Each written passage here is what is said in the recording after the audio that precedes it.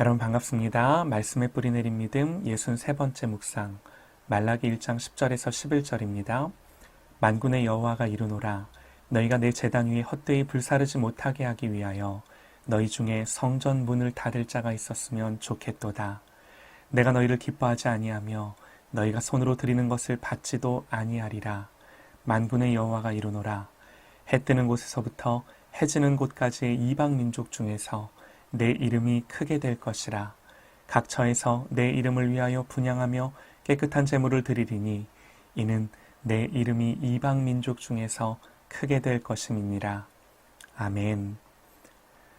말라기가 선지자로 부름을 받은 때는 이제 성전이 완공되고 예배가 다시 드려지기 시작한 이후입니다. 백성들은 성전만 완공되면 학개와 스가랴 선지자를 통해서 약속된 것과 같이 뭔가 천지를 진동할 만한 일이 일어나고 다시 이스라엘의 영광이 온 세상에 나타날 것이라고 기대했었습니다.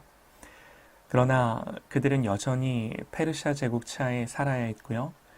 그들의 일상은 가난과 궁핍과 싸우며 살아야만 했습니다. 그러나 하나님의 영광과 다윗과 솔로몬의 때와 같은 나라의 영화가 회복될 것 같은 조짐은 나타나지 않았습니다. 시간이 흘러가면서 유다 백성은 하나님께 섭섭한 마음이 들기 시작하고요. 마음이 상하기 시작한 거죠. 과연 하나님 우리를 돕기는 하시는가? 하나님 마음이 변하신 건 아닌가? 과연 우리가 하나님께 택함받은 언약 백성이 맞는가? 그 언약이 아직도 유효하기는 한 건가? 이런 불안한 질문들이 그들의 마음을 채워가기 시작한 겁니다. 옛날에는 이스라엘과 예루살렘이 세상의 중심이라고 생각하고 살았지만 오랜 포로 생활 속에서 그들이 본 제국들의 위용과 영광은 대단했고요. 고향으로 돌아온 지금 자신들의 처지는 너무나 초라했고 자신들은 세상에서 주목받지 못하는 하찮은 존재라고 인식을 하게 된 거죠. 그러면서 하나님에 대한 섭섭함은 냉담함으로 더 나아가 환멸과 배신감으로 이어졌습니다. 여러분 이건요. 그 옛날 유다 백성만의 경험이라고 할 수 없습니다. 짧은 인생을 사는 동안 우리도 겪게 되는 일들인 거죠. 우리는 이런 믿음의 도전들을 늘 직면합니다. 우리에게는 어떤 도전이 있나요? 우리의 신앙도 사랑이 없으면 모든 것이 의무가 되고 하나님과의 관계에서 사랑이 식으면 신앙의 자리에는 정말 그저 의무와 책임만 남는 거죠. 예배는 형식이 되는 거죠. 여러분 믿음이 무엇입니까? 하나님의 약속을 붙들고 하나님의 때를 기다리는 것이 믿음 아닌가요? 문제는 시간입니다. 기다려도 그 일이 일어나지 않을 때 믿음은 큰 도전에 직면합니다. 성경에 나오는 믿음의 사람들이 다 이 싸움을 싸웠습니다. 우리도 마찬가지입니다. 영적으로 메마르고 의무가 사랑을 대체하고 하나님을 중심에서 가장자리 하찮은 곳으로 밀어내버린 우리를 향한 하나님의 메시지가 바로 이 구약의 마지막 성경 말라기인 거죠. 말라기서는 이렇게 시작을 합니다. 여호와께서 말라기를 통하여 이스라엘에게 말씀하신 경고라. 그러면서 하시는 말씀이 내가 너희를 사랑하였노라. 어떤 뉘앙스인가요? 먼저 하나님은 마음이 상해 섭섭해하는 백성들에게 언약의 사랑의 확실함을 말씀하심으로 시작하십니다. 이유가 있습니다. 백성들은 하나님께 사랑을 증명해 보여달라고 요구했고 하나님은 요구대로 내가 너희를 사랑했다 말씀하시는 거죠. 그러나 마음이 상한 유다 백성은요 반박합니다. 주께서 어떻게 우리를 사랑하셨습니까?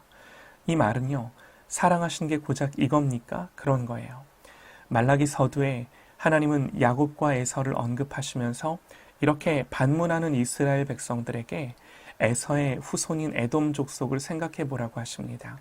하나님은 야곱을 택하시고 에서를 택하지 않으시므로 하나님이 먼저 야곱 족속을 이스라엘을 사랑하셨음을 말씀하시는 거예요. 하나님이 그들을 왜 사랑하셨는가?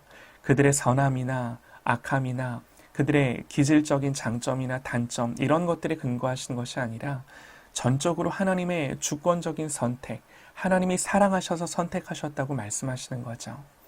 무슨 말인가요? 변하지 않는다라는 겁니다. 너희가 아니라 내가 먼저 사랑했고 너희가 사랑받을 자격이 있어서가 아니라 아무런 조건 없이 그냥 내가 너희를 사랑했다 말씀하시는 거예요. 그럼에도 이스라엘의 마음이 상하고 하나님을 향한 그들의 마음이 냉담해지고 그들의 예배는 형식이 되고 마는 거죠. 하나님은 이런 이스라엘을 책망하십니다. 오늘 함께 읽은 말씀에서요.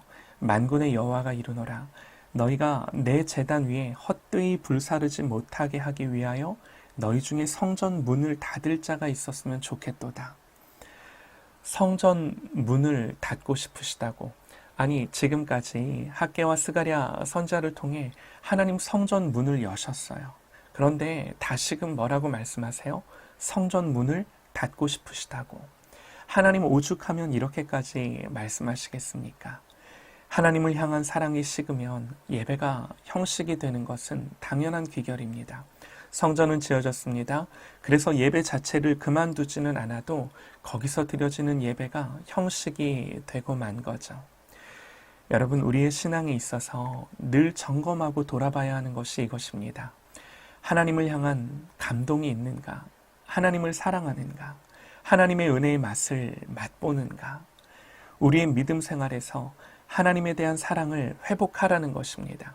그냥 예배하는 것이 아니라 하나님을 경외하고 사랑함으로 참된 예배자가 되어야 하는 거죠. 너희가 제사의 의무를 잘 감당하고 있니? 이렇게 하나님 물어보셨다면 여러분 이스라엘은 이구동성으로 네 대답했을 것입니다.